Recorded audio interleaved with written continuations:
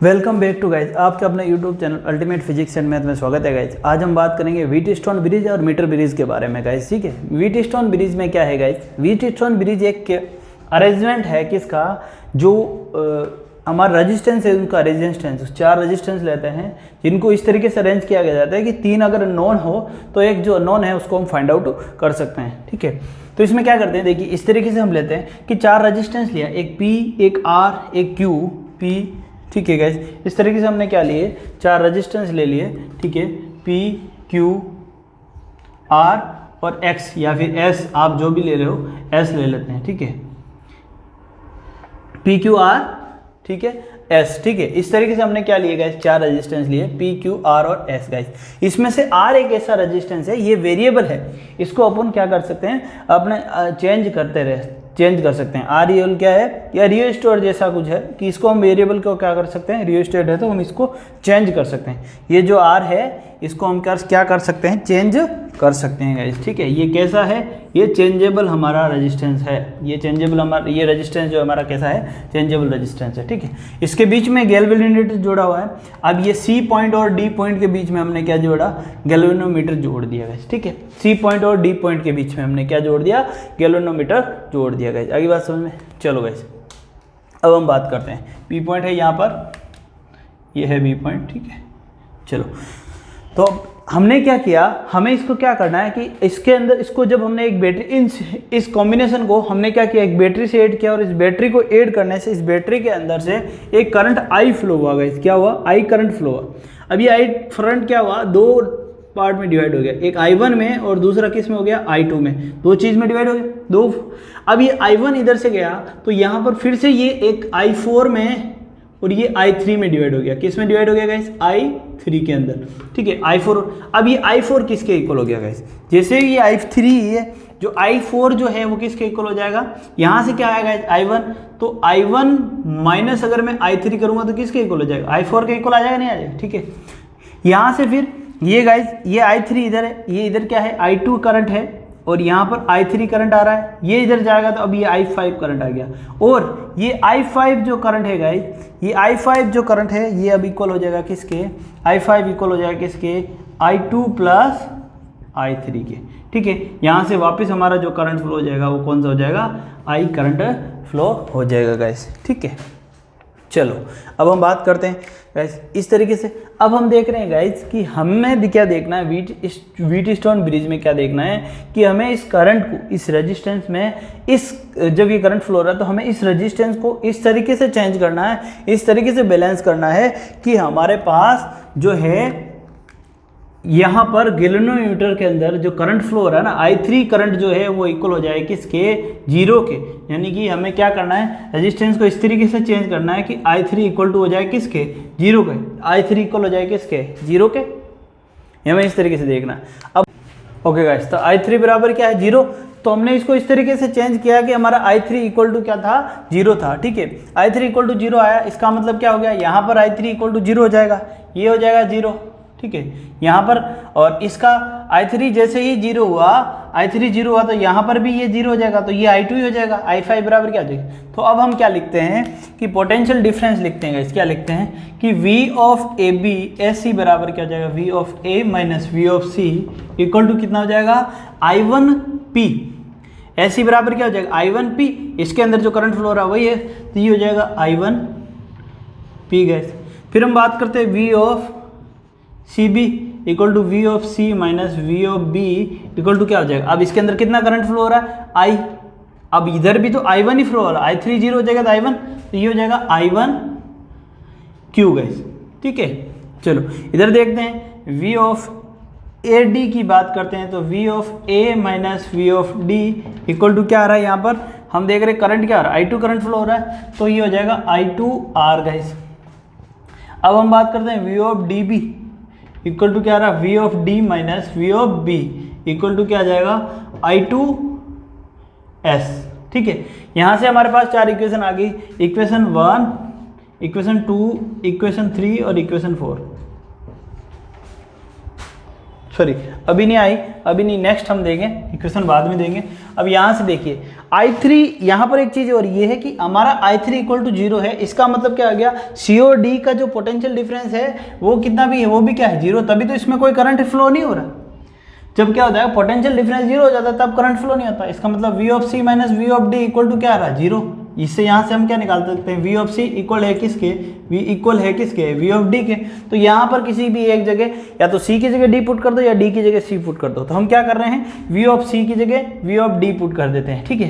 तो यहाँ से हमारे पास क्या आ जाएगी, इस जगह अगर V ऑफ D पुट कर देते हैं, क्या कर देते हैं, V ऑफ C की जगह V ऑफ D लिख देते हैं। यहाँ क्या कर देते हैं V ऑफ D, तो इसको यहाँ हम V ऑफ यहाँ ना लिख के वापस इससे अलग से लिख देते हैं। तो देखिए यहाँ पर V ऑफ AC इक्वल हो जाएगा V of A minus V of D equal to I1P, ठीक है। और नीचे है V of CB equal to हो जाएगा यहाँ पर V of D minus V of B equal to क्या हो जाएगा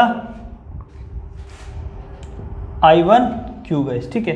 तो ये होगी इक्वेशन नंबर, हम इसको दे देते हैं 1 2, फिर इसको दे देते हैं 3 और इसको दे देते हैं 4। या आप ऐसे भी दे सकते हो, यहाँ पर इसको 1 दे दो, इसको 2 दे दो, इसको 3 और इसको 4, ठीक है। तो यहाँ पर हमारे पास क्या इक्वेशन आ गई, यहाँ से इक्वेशन नंबर 1 आ गई, 2 आ गई, 3 आ गई और 4 आ गई। अब यहाँ से हम क्या देख पा रहे हैं गाइस, यहाँ पर देखिए यहाँ पर V of D, VA minus D और VA माइनस D ये दोनों क्या है, इक्वल है। तो हम देख रहे हैं बाई इक्वेशन 1 और 3, इक्वेशन 1 और 3 से हम क्या देख रहे हैं, इक्वेशन 1 और 3 से। यहाँ डायग्राम साफ कर रहा हूँ गाइस मैं।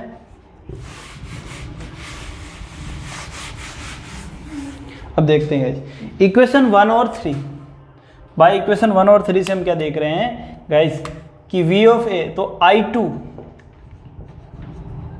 बाय इक्वेशन 1 एंड 3, ठीक है। तो इक्वेशन 1 क्या है, ये रहा I2R और इक्वेशन 3 क्या है I1P, ठीक है। तो ये है I1P इक्वल टू क्या है I2R गाइस, ठीक है। I1P इक्वल टू क्या है I2R, दोनों इक्वल है ना गाइस। तो इन दोनों को क्या कर दिया हमने, इक्वल कर दिया, ठीक है। और बाय इक्वेशन 2 और 4, बाय इक्वेशन 2 एंड 4, 2 और 4 से क्या देख रहे हैं गाइस, यहाँ पर 2 क्या है, इक्वेशन 2 ये रहा I2S और ये क्या है 4 I1Q। तो I1Q इक्वल टू I2S ये आ गई। इसको हम नाम दे देते हैं गाइस, ये होगी इक्वेशन नंबर हमारी 5 और ये होगी इक्वेशन नंबर हमारी क्या होगी 6। इक्वेशन 5 और 6 को अब हम क्या कर देते हैं, डिवाइड कर देते हैं, डिवाइडेड बाय इक्वेशन, अब इक्वेशन 5 को डिवाइड कर देते हैं, इक्वेशन 5 बाय इक्वेशन 6। तो यहाँ पर क्या आएगा I1P इक्वल टू क्या आ रहा I2R, ठीक है, I1Q, ठीक है, I1Q डिवाइड कर रहे हैं, इक्वल आएगा, यहाँ पर इक्वल आएगा और ये क्या है I2S। तो I2 से I2 कट जाएगा, I1 से I1 कट जाएगा। तो ये P upon Q equal to क्या आ रहा है R अपॉन S। तो व्हीटस्टोन ब्रिज से ये हमारा इक्वेशन मिल गई, क्या मिल गई, P upon Q equal to R upon S guys. तो इसमें से अगर आपको क्या चाहिए, हमें S अगर अननोन है, मान लो S अननोन है, ये S अननोन है, S फाइंड आउट करना है, तो S इक्वल टू क्या हो जाएगा PQ इंटू R गाइस। तो यहाँ से हमें क्या निकल जाता है, S मिल जाता है गाइस, ठीक है। S अगर हमारा नॉन है तो S हम इससे निकाल सकते हैं, जो रेजिस्टेंस हमें नॉन है उसकी वैल्यू फाइंड आउट कर सकते हैं गाइस। तो यहाँ पर हमारा व्हीटस्टोन ब्रिज हो जाता है खत्म गाइस। तो मीटर ब्रिज की बात करते हैं। मीटर ब्रिज जो है गाइस व्हीटस्टोन ब्रिज के ही कॉन्सेप्ट पर काम करता है गाइस, ठीक है। तो व्हीटस्टोन ब्रिज अगर आपको समझ में आ जाता है तो मीटर ब्रिज आराम से समझ में आ जाएगा गाइस। ओके गाइस, तो मीटर ब्रिज में हम देखते हैं गाइस, देखो मीटर ब्रिज का हमने डायग्राम यहाँ पर बनाया है गाइस कि मीटर ब्रिज में क्या होता है कि इस तरीके से होता है कि एक रेजिस्टेंस जो होता है, जो हमें अननोन होता है, जिसको हमें क्या करना होता है गाइस, फाइंड आउट करना है। ये क्या है, अननोन रेजिस्टेंस है R, ठीक है। ये क्या है, एक अननोन रेजिस्टेंस है और ये जो S है रेजिस्टेंस, ये क्या है, नॉन रेजिस्टेंस है गाइस। S जो है एक नॉन रेजिस्टेंस है, ठीक है। अब हमने क्या किया, इस रेजिस्टेंस को हमने ऐड कर दिया कहाँ पर, ये देखिए ये A है पूरा, ये जो पॉइंट है हमारा A पॉइंट है, ये जो है B है, और ये जो है क्या है, C है, ठीक है, C है। अब यहाँ पर इस रेजिस्टेंस को, अननोन रेजिस्टेंस को हमने क्या जोड़ा, A और B के बीच में जोड़ा, ठीक है। हमने क्या जोड़ा, A और B के बीच में जोड़ दिया, और जो नॉन रेजिस्टेंस है उसको B और C के बीच में जोड़ दिया, ठीक है। अब हमने क्या किया, एक मीटर वायर, यहाँ पर ये क्या है, मीटर ब्रिज क्यों कहते हैं इसको, क्योंकि जो इसके इसके अंदर जो काम में आने वाला वायर होता है ना, उसकी लेंथ क्या होती है, 1 मीटर की होती है, इसलिए इसको मीटर ब्रिज बोलते हैं, ठीक है।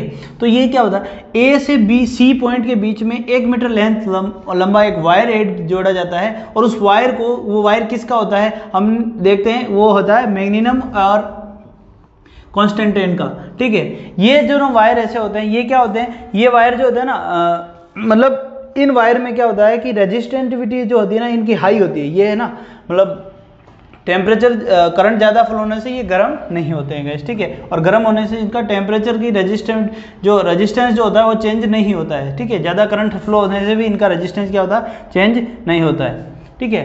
तो यहाँ पर हम देखते हैं, ये जो हमने वायर लिया है वो किसका है, ये वायर जो हमने यहाँ पर काम में लिया वो है मैग्नीन एंड कॉन्स्टेंटीन का, ठीक है, मैग्नीन और कॉन्स्टेंटीन का, ठीक है, कॉन्स्टेंटाइन का ये वायर है, ठीक है, जो कि क्या हाईली रेजिस्टेंस वायर होते हैं, ठीक है। अब हमने क्या किया, बी पॉइंट को और जोकी को जोड़ के बीच में गैल्वेनोमीटर जोड़ दिया। अब ये जोकी क्या है, हम इस पर चेक करेंगे, ठीक है। अब देखते हैं, अगर ये लेंथ L है, ठीक है। अब देखते हैं गाइज, हमें क्या चाहिए, हमें क्या निकालना है, हमें निकालना है ये जो पूरा प्रोसेस काम करता है ना गाइज, ये व्हीटस्टोन ब्रिज पर करता है। उसमें भी क्या होता है कि हमें 3 जो होते हैं रेजिस्टेंस नॉन होते हैं और एक अननोन होता है गाइज, ठीक है। तो यहाँ पर हम देख रहे हैं 2 तो हमें रेजिस्टेंस दिख रहे हैं, तीसरा और चौथा रेजिस्टेंस का है, वो ये है, वो है वायर। हम क्या करेंगे, इस वायर के पार्ट बनाएंगे जोकी के हिसाब से, और हमें जो रेजिस्टेंस मिलेगा वो लेंथ के रूप में मिलेगा। देखिए ये वायर क्या हाईली रेजिस्टेंट वायर है, तो इनके अंदर जो रेजिस्टेंस होता है R, जो R होता है वो क्या होता है, rho into L upon A। अगर रो और A कांस्टेंट है तो रेजिस्टेंस किस पर डिपेंड करेगा, L पर, यानी कि ये भी रेजिस्टेंस होगा और ये भी रेजिस्टेंस होगा, इससे इस पार्ट की तरफ भी रेजिस्टेंस होगा, उधर भी रेजिस्टेंस होगा गाइस, ठीक है। तो हमें क्या करना है, इसका रेजिस्टेंस फाइंड आउट करना R को, तो हमने क्या किया, इस तरीके से ऐड कर दिया, और अब हम इस जोकी को क्या करेंगे, इस वायर पर मूव करते हैं जैसे ही करंट फ्लो, और इसमें एक बैटरी जो ऐड होती है, बैटरी वो कहाँ, A और C के बीच में ऐड होती है, ठीक है गाइस। ये हमारी बैटरी या सेल यहाँ पर ऐड हो रखा है, ठीक है। अब बात करते हैं, हमने क्या किया, इस जोकी को इस रेजिस्टेंस के वायर पर घुमाया, तो एक पॉइंट ऐसा आया D पॉइंट, जहाँ L1 लेंथ पर, या L1 लेंथ पर एक ऐसा पॉइंट आया, L1 लेंथ पर आया, ठीक है। तो ये इस पॉइंट पर, D पॉइंट पर, जैसे कि ये लेंथ कितनी आ गई L1 पर, ये गैल्वेनोमीटर पर जो डिफ्लेक्शन है वो 0 हो गया, यहाँ से अब कोई करंट फ्लो नहीं हो रहा, यानी कि रेजिस्टेंस जो है हमारा, इनका जो रेशियो है व्हीटस्टोन ब्रिज वाला, उससे हिसाब से हम निकाल सकते हैं, ठीक है। देखिए अब जैसे ही यहाँ पर आया तो इसका मतलब क्या है, ये एक रेजिस्टेंस हो गया इस पॉइंट D तक, D से आगे ये जो पॉइंट है ना गाइस, ये वाला एक जो रेजिस्टेंस है हमारा ये हो गया, ये लो सपोज कीजिए ये P रेजिस्टेंस हो गया, ये जो वायर है हमारा ये क्या रेजिस्टेंस हो गया, यहाँ से यहाँ तक इसका रेजिस्टेंस हो गया, मान लो ये P रेजिस्टेंस हो गया, ठीक है। और दूसरा जो बच रहा है हमारे पास, इसके अलावा जो है ये टोटल 100 सेंटीमीटर का है, ठीक है। तो जब पीछे 1 मीटर यानी कि 100 सेंटीमीटर, तो ये पीछे जो हो जाएगा गाइस, क्या हो जाएगा, अब पीछे जो है वो कितना हो जाएगा, ये जो पीछे बच रहा है, यहाँ से अगर पीछे का जो वायर देख रहे हैं हम, ये वाला, ये कितना हो जाएगा 100 माइनस L1, और ये 100 माइनस L1 है ना, ये क्यू आ जाएगा, ये क्या आ जाएगा, रेजिस्टेंस क्यू आ जाएगा हमारे पास, नहीं ना, हमारे पास रेजिस्टेंस क्या आ जाएगा, क्यू आ जाएगा, ठीक है। आगे बात समझ में, तो यहाँ पर हमारे पास दोनों के रेजिस्टेंस आ गए, एक रेजिस्टेंस P आ गया, L लेंथ वाले वायर का रेजिस्टेंस है P, और L1 लेंथ का जो वायर है उसका रेजिस्टेंस है P, और 100 माइनस L1 जो करते हैं उस वायर का रेजिस्टेंस है Q। तो यहाँ से हमारे पास चारों व्हीटस्टोन ब्रिज के हिसाब से चारों रेजिस्टेंस मिल गए, ये हमें नॉन, ये नॉन और ये नॉन, ये एक अननोन है। अगर यहाँ पर डिफ्लेक्शन 0 हो जाएगा तो व्हीटस्टोन ब्रिज वाला फॉर्मूले से कि क्या, यहाँ पर P बाई क्यू क्या हो जाएगा guys, P by Q equal to कितना हो जाएगा, L1 अपॉन 100 माइनस L1, सही है कि नहीं है गाइस। यहाँ पर P बाई क्यू बराबर क्या हो जाएगा, P बाई क्यू बराबर क्या है, L1 upon 100 upon minus L1, और जो है हमारा व्हीटस्टोन ब्रिज का जो फॉर्मूला था वो क्या था, व्हीटस्टोन ब्रिज के हिसाब से P by Q equal to R upon S, क्या था, R upon stone by Wheatstone bridge, ठीक है। अभी जो हमने देखा व्हीटस्टोन ब्रिज में क्या है, P by Q equal to R upon S. तो P बाई क्यू क्या है यहाँ पर, अब यहाँ पर हमें देखना P बाई क्यू जो है हमारा वो क्या है, P बाई क्यू है, P बाई कितना है L1 upon 100 minus L1 equal to क्या रहा है। अब R हमें ज्ञात करना है, R और S हमें क्या है नोन है, तो अगर यहाँ से हमें R निकालना है तो R इक्वल टू क्या आ जाएगा L1 upon 100 minus L1 into क्या आ जाएगा S आ जाएगा। तो ये अगर आपको R फाइंड आउट करना है तो इसके लिए फॉर्मूला मिल जाएगा, ठीक है। तो ये फॉर्मूले से हम क्या निकाल सकते हैं, R फाइंड आउट कर सकते हैं। और व्हीटस्टोन ये मीटर ब्रिज जो है हमारा इसी फॉर्मूले पे काम करता है गाइस। हमें क्या करना है, बस जोकी लेनी है, हम जैसे नॉन रेजिस्टेंस और नॉन रेजिस्टेंस इसमें ऐड कर दिया। अब जोकी से हम इस वायर पे क्या करेंगे, मूव कराएंगे और जिस जगह पर गैल्वेनोमीटर में जो डिफ्लेक्शन है वो जीरो हो जाता है, यानी कि करंट फ्लो होना बंद हो जाता है, वहाँ लगा देते हैं और वो लेंथ से हम इस फॉर्मूले में पुट करके इस अननोन रेजिस्टेंस का हम क्या निकाल सकते हैं, रेजिस्टेंस निकाल सकते हैं। तो मीटर ब्रिज जो है हमारा इस तरीके से वर्क करता है गाइस। मिलते हैं नेक्स्ट वीडियो में गाइस, तब तक के लिए bye bye. Please like and subscribe guys.